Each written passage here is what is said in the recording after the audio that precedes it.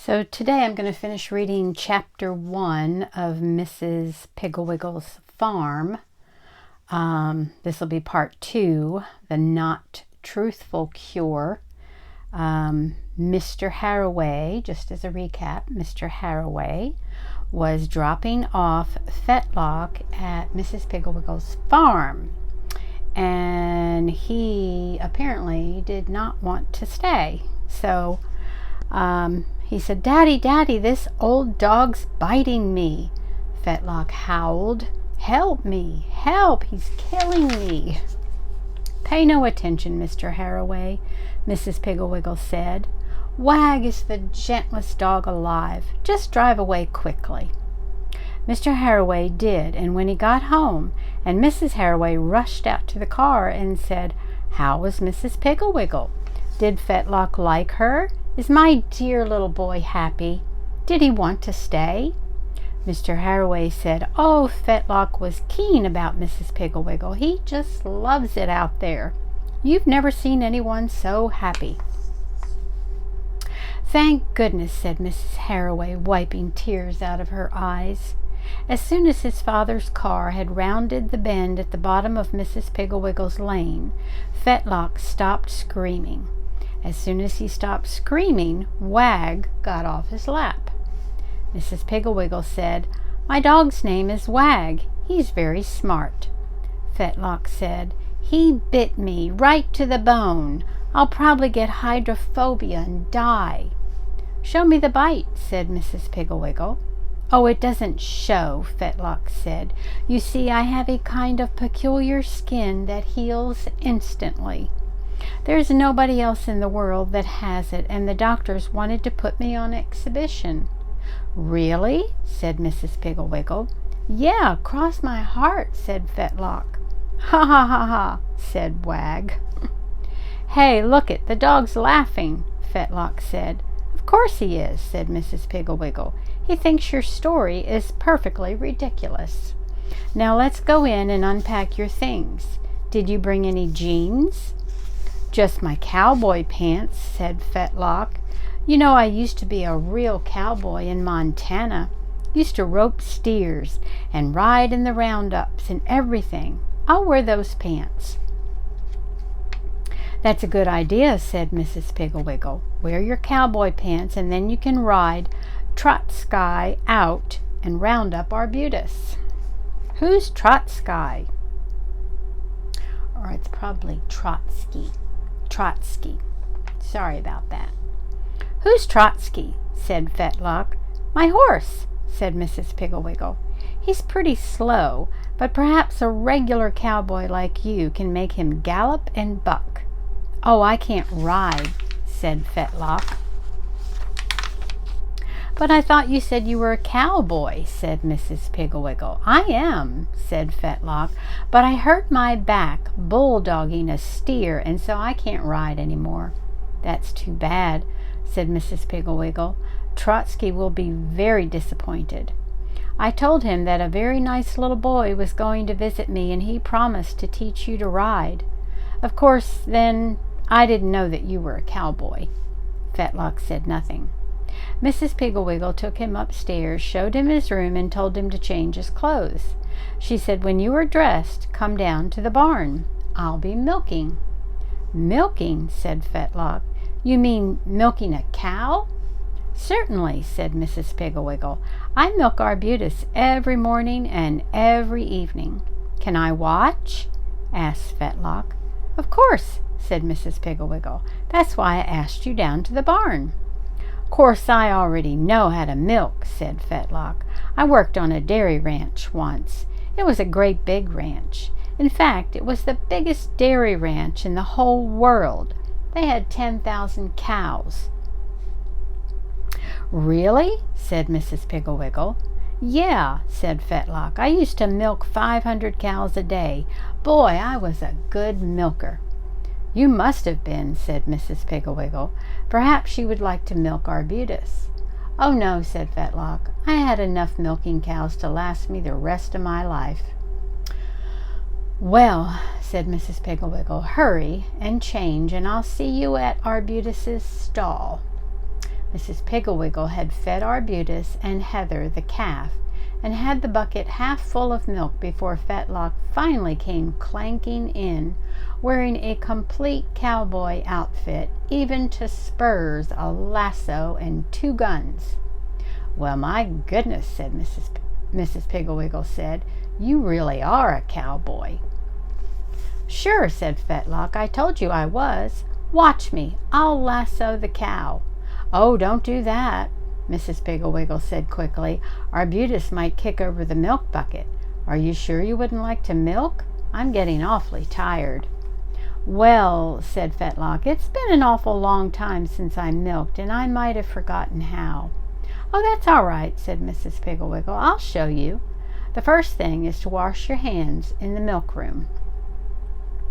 Fetlock clanked off, and Arbutus turned around and winked at Mrs. Pigglewiggle. When Fetlock came back, Mrs. Pigglewiggle had him sit on the milking stool, and she showed him how to milk.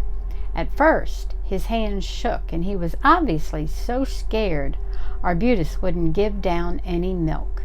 Finally, however, he caught on, and pretty soon the milk was plinking into the bucket. It was unfortunate that just at this point, Arbutus dipped her tail into the bucket and switched it, dripping milk into Fetlock's eyes. With a shriek, he fell off the milking stool and kicked over the bucket of milk. Mrs. Pigglewiggle said, "Arbutus, aren't you ashamed of yourself?" just when Fetlock was remembering how to milk. Fetlock stood up, wiped some of the milk off his face with his bandana, and said, "Gosh, I'm sorry about the milk, Mrs. Pigglewiggle." Mrs. Pigglewiggle said, "Don't give it a thought. She has done that to me several times. Here, you sit down and finish up, and I'll hold her tail." Fetlock sat down again, and pretty soon he had almost a quarter of a bucket of milk. Mrs. Pigglewiggle said, "If you hadn't told me about milking all those hundreds of cows, I would say that you are without a doubt the fastest learner I've ever had on my farm." Fetlock said, Well, as a matter of fact, I really never did milk before. I just wished I could so much. I kind of thought I really had." "Of course," said Mrs. Pigglewiggle. "Lots of times I wish I could do a thing so much I think I have done it.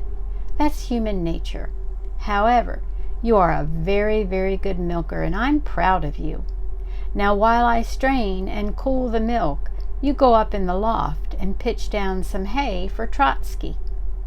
Fetlock had quite a little trouble climbing the ladder to the loft in his cowboy boots, chaps, holster, and spurs, but by using his hands he finally managed.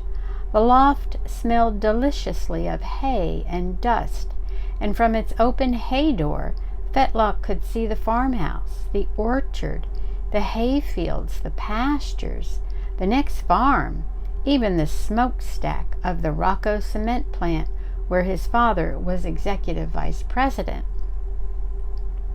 Seeing the smokestack of his father's plant made Fetlock feel queer, sort of like he'd swallowed a stone. He gulped several times and wished that he were home eating dinner with his mother and father. He was just starting to get tears in his eyes when he heard a funny snorting noise down below him in the barn. He bent over and peered down a little chute above the noise. A large cream-colored horse with a red mane looked up at him and snorted again. Mrs. Pigglewiggle called out, "Trotsky is telling you he wants his hay, Fetlock. The pitchfork is over by the door." Fetlock straightened up and started toward the door.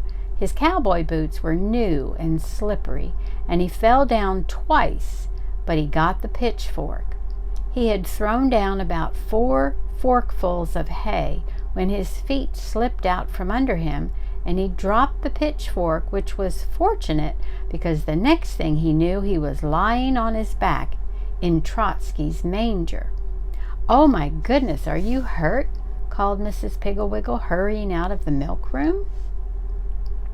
"I don't think so," said Fetlock, taking some hay out of his mouth. "What happened? asked Mrs. Pigglewiggle, helping him out of the manger. "Oh, these old cowboy boots are so slippery," Fetlock said.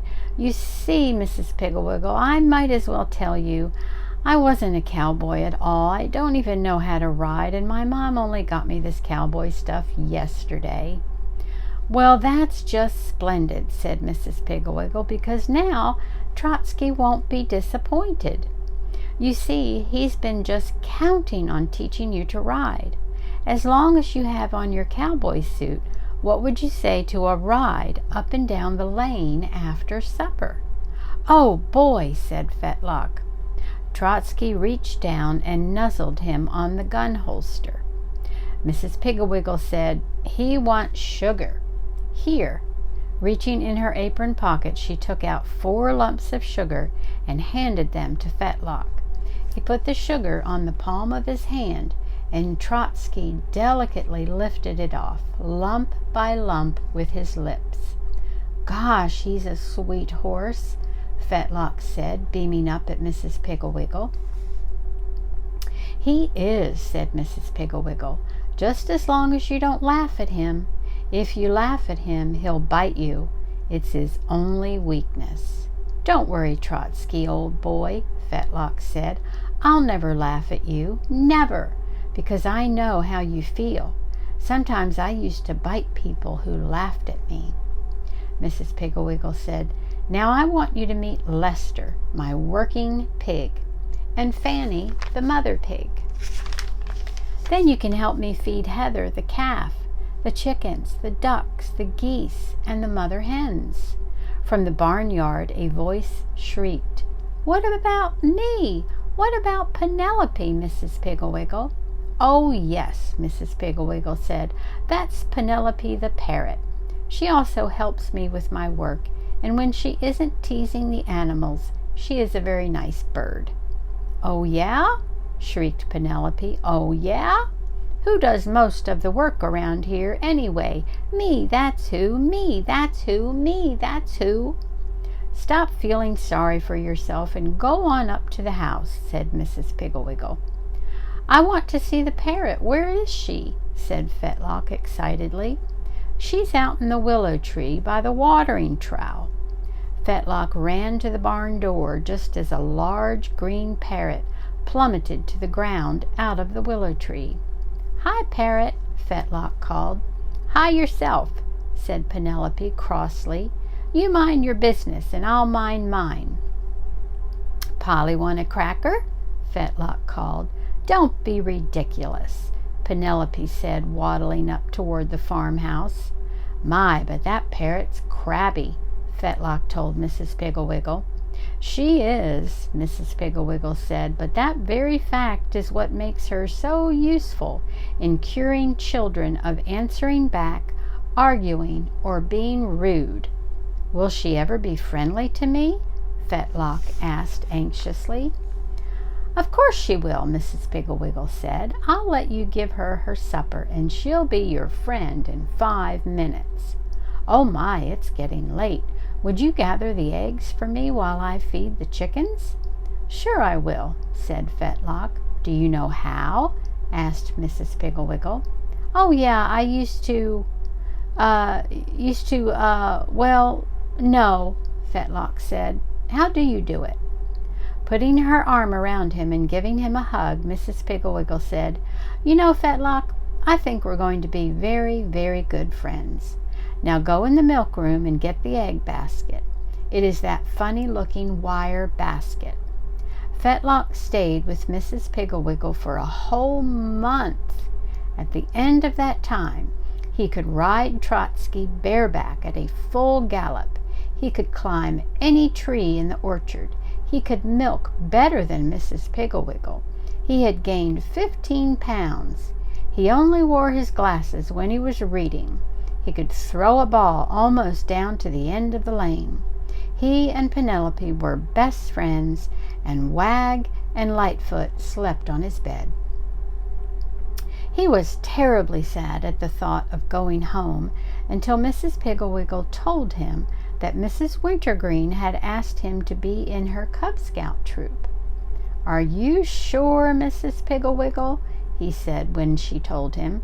"Of course I'm sure," she said. "She called me when you were gathering the eggs last night."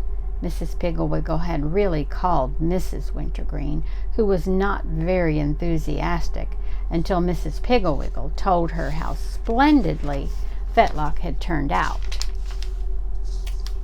"I mean, are you really positive?" Fetlock asked. "Of course I am, but why are you worried? Why wouldn't they want you in the Cub Scout troop?" "Well," said Fetlock, twisting his right ear, "a long time ago, I mean before I came out here, I used to be an awful big liar. I told the kids all kinds of stuff, like my dad was a pitcher for the New York Yankees. I used to be a cowboy. My dad was an international jewel thief. My mom was a movie star, all kinds of stuff. And of course the kids didn't believe me and made fun of me, and so I used to kick and bite them, and they hated me."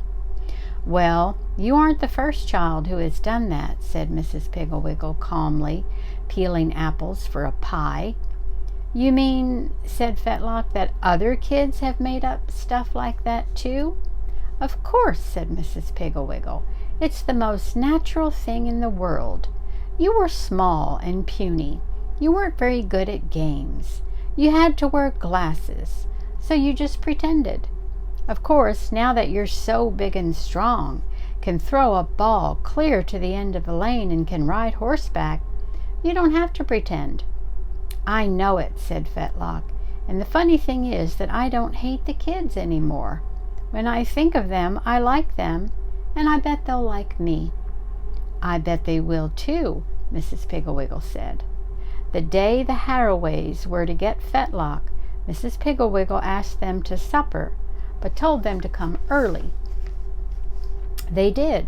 They came about 4 o'clock, and when their car turned into the lane, a big, tanned, husky, smiling boy came galloping on a horse to meet them. At first, Mrs. Harraway didn't recognize Fetlock at all, but when she was sure it was her son, she was so happy she cried.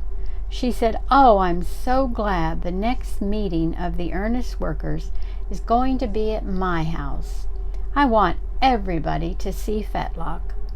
Mr. Harraway was terribly proud of his son, especially when he saw him milk. "Well, my golly," he said, "my golly."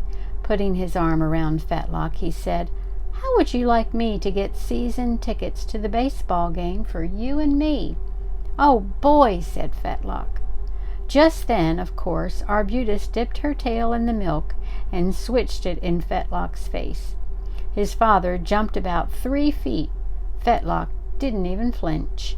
Casually wiping his eyes on his sleeve, he said, "Say, Dad, hold Arbutus's tail for me, will you? Don't be afraid. She won't hurt you." Until next time.